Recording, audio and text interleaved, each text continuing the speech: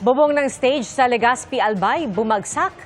Isang nadisgrasyang cement mixer naman sa Davao del Sur ang nakapatay ng 4 na tao, kabilang ang ilang menor de edad. Nakatutok si Argel Relator ng GMA Regional TV. Kalunos-lunos ang disgrasyang sangkot ang cement mixer na ito sa Bansalan, Davao del Sur. Patay sa disgrasya ang truck driver at 3 minor de edad na edad siyam, 10 at 12. Ayon sa pahinante ng truck, nawalan sila ng preno habang binabaybay ang daan sa barangay Managa. Bigla raw lumihis pakaliwa ang truck at saka bumangga sa hindi pantay na bahagi ng lupa. Sa lakas ng impact, nahulog ang karga nitong mixer na tumama sa 3 minor de edad na naglalakad sa kalsada. Bago ang insidente, inabisuhan umano ng pahinante ang truck driver na may aberya sa preno. Patuloy ang investigasyon ng pulisya. Biglang bumagsak ang cover tent o canopy ng entablado sa Peñaranda Park sa Legazpi, Albay. Ayon sa pulisya, nangyari ito sa gitna ng malakas na ulan mag-alas 6 kagabi. Napuno raw ng tubig ang trapal na bubunga nito kaya bumigat. Nag-crack ang bakal at nahati sa gitna ang canopy. Na taong may humigit kumulang 40 kabataang estudyante na nagpa-practice ng sayaw sa lugar nang bumagsak ang tent. 6 sa kanila ang sugatan at dinala sa ospital. Patuloy ang investigasyon sa insidente. Para sa GMA Integrated News, Argel Relator, nakatutok 24 oras. Maulit kaya mga biglaang pagulan kahapon sa Quezon City? Ano rin kaya magiging panahon sa iba pang panig ng bansa? Ang latest alamin mula kay Amor La Rosa ng GMA Integrated News Weather Center. Amor. Salamat Ivan, mga kapuso, may namuuna naman pong bagong low pressure area sa loob ng Philippine Area of Responsibility. So yun pong minonitor natin itong Biyernes at ganun din kahapon, araw po ng Sabado ay nag-dissipate o nalusaw na po yan. Tapos ito namang bagong LPA, huli po yung namataan kaninang hapon, 675 kilometers silangan po ng Borongan City sa Eastern Samar. Ayon po sa Pag-asa, mababa pa sa ngayon ang tsansa nitong maging bagyo. At sa magiging pagkilos naman po nito sa mga susunod na oras at sa mga susunod na araw, mababa po yung tsansa nito na mag-landfall o tumama dito po sa lupa. Dahil paakyat po yan yung magiging galaw po nito, pero habang umaangat itong nasabing LPA, posible pong maka-impluwensya po yan dun sa pag-iral naman ng hanging habagat o southwest monsoon. Pwede pang magbago ang pagkilos nito, kaya patuloy po kayong tumutok sa updates. Maging bagyo man o hindi, magpapaulan po yung trough o buntot ng LPA. So yung mga bahagi po ng kaulapan yan ay medyo po nakaka-apekto o maabot na dito sa ilang bahagi po ng ating bansa.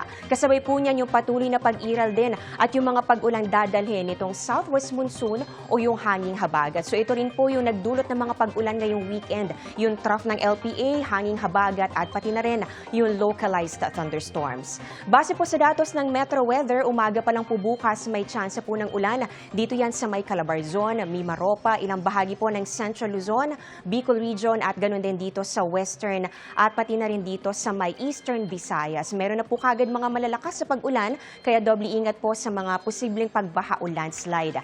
Sa hapon, halos buong Luzon na po ang uulanin. May mga malalakas na buhos pa rin po tayong nakikita, lalong-lalo na dito sa may northern and central portions, sa may Southern Luzon, kasama po dyan itong Calabarzon, Mimaropa at Bicol Region. Posible rin po ang mga kalat-kalat na pag-ulan dito po yan sa Visayas at pati na rin sa Mindanao. Sa Metro Manila naman, pwedeng may mga pag-ulan na po sa ilang lungsod umaga pa lang. Ayun po, meron tayong nakikita mga kulay dito sa ating mapa kahit morning. Mag-monitor po ng advisories dahil pwede po yung maulit pagsapit po ng hapon at gabi. At eto po, ayon po sa Pag-asa, posible pong magpatuloy yung ganitong weather conditions sa susunod na 3 araw. Posible pong concentrated po yung mga pag-ulan. Diyan po yan sa may Calabarzon, Mimaropa, ilang bahagi po ng Metro Manila at Bicol Region. At kapag po lalo na pong umangat yung minomonitor po nating low pressure area dyan po sa may Northern Philippine Sea, posible rin po makaranas ng mga pag-ulan ang Northern Luzon. Patuloy po kayong tumutok sa magiging pagbabago sa mga susunod na araw. Yan ang latest sa ating panahon. Ako po si Amor La Rosa para sa GMA Integrated News Weather Center. Maasahan anuman ang panahon.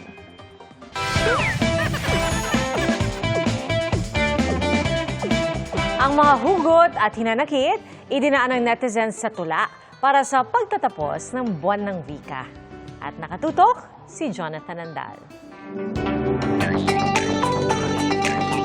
Huling araw na ng Agosto, per months ay malapit ng pumarito. Mga ninong at ninang, handa na ba sa mga inaanak na nakaabang? Kalayaan ay biyaya galing kay Lord. Sa tadang Pasko, magmalipa, joy to the world! Bago magpaalam sa buwan ng wika, sa online may pahabol ng mga makata. Mga tula nila'y napapanahon ang paksa. May dulot ding tuwa at tawa. Nahihirapan ba kayong gumawa ng tula? Opo! Itong hugot talagang takaw puot. Aniya ang hindi marunong lumingon sa pinag-utangan, asahang di na muling mapagbibigyan. Huwag sanang humantong sa salamat na lang sa lahat. Hindi pa Pebrero pero ano ang hugot ng mga ito? Sa bagay, ghost month ang Agosto. Baka kaya minumulto? Ang isang ito ay may pakiusap. Huwag lang daw ang wika ang mahalin. Hiling niya, sana'y siya rin. At kahit anong wika raw ang gamitin, di may paliwanag ang sakit na ipinaramdam mo sa akin.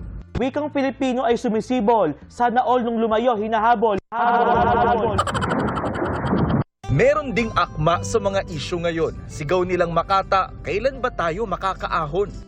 Ang proyektong magbibigay sana ng proteksyon, lalo lang tayong ibinaon. Pilit inaabot ang pag-asa kahit bahay rumaragasa.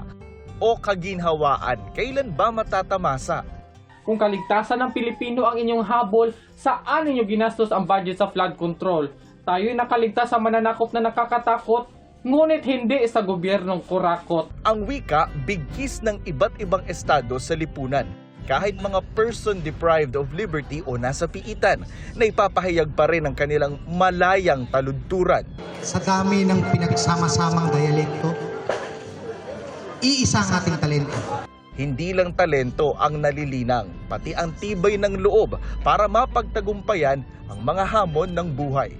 Para sa GMA Integrated News, Jonathan Andal, nakatutok, 24 oras.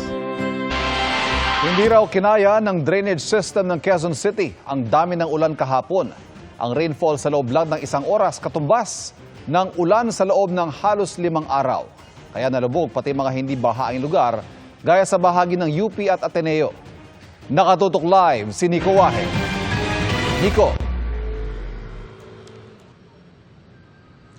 Ivan, nandito ako ngayon sa Katipunan Avenue na isa sa mga binahang lugar dahil sa malakas na ulan kahapon. Nagtanong-tanong tayo dito kanina kung binabaha ba talaga sa lugar nito. Marami sa kanila ang nagtaka dahil hindi naman daw talaga binabaha rito. Ayon sa QCDRRMO, hindi nga kinaya na kanilang drainage system ang malakas at maraming ulan kahapon kaya bumaha. Ang mga mataas at biglaang pagbaha sa 36 na barangay sa Quezon City kahapon, phenomenal o pambihira ayon sa UP Resilience Institute at UP NOAA Center. Batay sa datos ng Pag-asa Science Garden, umabot sa 141 mm ang dami ng ulan kahapon. Pinakamarami bandang alas 2 hanggang alas 3 ng hapon na nagbagsak ng 96.6 mm ng tubig. Katumbas daw yan ng halos 5 araw na pag-ulan kung pagbabasihan ng minimum amount of rain tuwing Agosto na nasa 568.5 mm. Mas mataas din sa peak hour ng Bagyong Ondoy noong 2009 na 92 mm lang. Localized thunderstorm lang ang nagpaulan kahapon. Hindi siya yung katulad ng mga habagat na malaking area yung nasasakop. Ito ay mga usually kasi pwede kasi talaga siyang madalas na nangyayari na in a span of 2 to 3 hours pwede tayong umabot na magkaroon ng mga malalakas na mga pag-ulan po. Ayon sa Quezon City Disaster and Risk Reduction Management Office, hindi kinaya ng drainage system ng lungsod ang dami ng ulan kaya nalubog maging mga hindi binabahang lugar. Nakita po nalaga natin yung need po talagang paigtingin po yung preparedness at saka yung ating infrastructure improvements para po sa areas na ito. Ongoing daw ang pagkumpleto nila sa kanilang drainage system na dinisenyo ng UP Resilience Institute. 2023 daw nang may turnover sa kanila ito at sinimulang gawin noong 2024. Sa Tandang Sora, may basketball court na ang nasa ilalim ay isa sa mahigit 160 detention basins na ginagawa ng LGU na kabilang sa Drainage Master Plan. Ito yung itsura ng ilalim ng basketball court na tatawaging Tandang Sora Detention Basin o kasama doon sa nasa 160 plus na detention basin na ginagawa nitong LGU ng Quezon City na kabilang doon sa kanilang drainage master plan para maiwasan na nga yung mga pagbaha sa Quezon City kahit saglit lang yung mga pag-ulan. Ang tubig na kaya nitong i-hold bago pakawalan, katumbas ng 1.2 million liters ng tubig o kalahating Olympic-sized swimming pool. Hindi pa raw maibigay ng Quezon City kung kailan matatapos ang proyekto dahil may mga hinihintay pang pondo. Ayon sa UP Resilience Institute, may ilang mga syudad na rin daw na nagpapatulong sa kanilang gumawa ng drainage master plan. Pero anila, dapat konektado ang mga drainage system ng mga lungsod. At bukod sa infrastruktura, dapat isaalang-alang sa flood control ang pagtatanim ng puno at pagpapalalim ng mga ilog. Palagay ko hindi naman natin completely ma-eradicate yung pagbaha na yan. But we can adapt, we can lessen it, and make it tolerable so that we can live with nature. Ivan, bandang alas 3 ng hapon kanina ay muli na namang bumagsak yung malakas na ulan dito sa ilang bahagi ng Quezon City, kabilang itong Katipunan Avenue. Pero wala naman tayong nakitang pagbaha ngayon dito, kaya tuloy-tuloy yung daloy ng trapiko. Yan muna ang latest. Balik sa iyo, Ivan. Maraming salamat, Nico Wahe. Mabilis na nalubog sa baha ang isang barangay sa Baras Rizal matapos ang pagulan doon kahapon. Umapaw na yung ating ilog. Bumara na yung mga water lily. Ayon sa isang residente, umapaw ang tubig sa tulay sa Barangay Santiago sa loob lang ng 5 minuto. Bukod sa pagulan, nagpapabaha rin daw ang mga bumabarang debris mula sa bundok at mga water lily. Nakaranas din ang pagulan kahapon sa Tagbilaran City sa Bohol dahil sa lakas ng ulan. Dahil dito stranded ang ilang pasahero. May mga motorista namang sinuong na ang baha.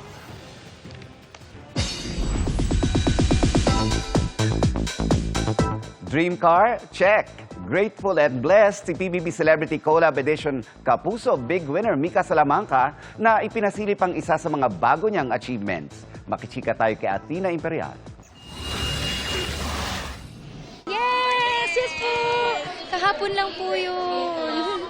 One dream ticked off on Mika Salamanca's 2025 list of goals. Sa social media post ng PBB Celebrity Collab Edition Grand Winner, naka-encircle na ang kanyang dream car sa kanyang vision board. Ipinakita rin ang brand new white van ni Mika. Happy ang PBB housemates at mga kaibigan ni Mika sa kanyang achievement unlocked. Sobrang saya po kasi parang January po, hindi ko po alam paano ko makukuha yung dream car ko, pero sabi ko maniniwala ako na this 2025 talaga. Lahat ng ilalagay ko sa vision board ko, magagawa ko. I don't know how, but I just believe. Kasama rin si Mika sa 12 Women to Watch list ng isang magazine.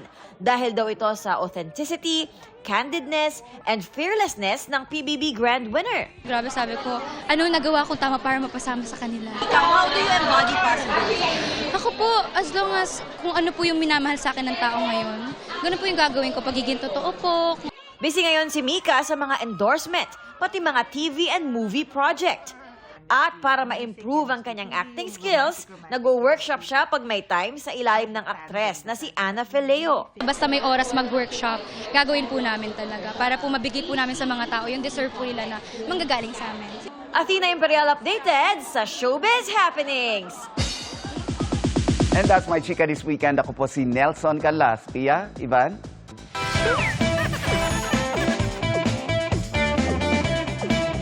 Mga kapuso, ay nako partner, Vermonts na Akalain mo bukas. yun. O kay tuli ng araw at tila nagde-defrost na excitement ng mga Pinoy sa Pasko. Ninang, handa-handa na tayo, Ninang, ha? Okay, Ninong. At bakit nga ba ang habat napaka-espesyal ng Paskong Pinoy? May 3 F na dahilan dyan ng isang sociologist. Alamin sa pagtutok ni Dano Tingkungko.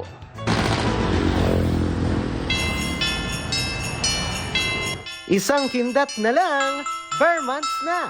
Simula na ng pinakamahabang pagdiriwang ng Pasko sa buong mundo.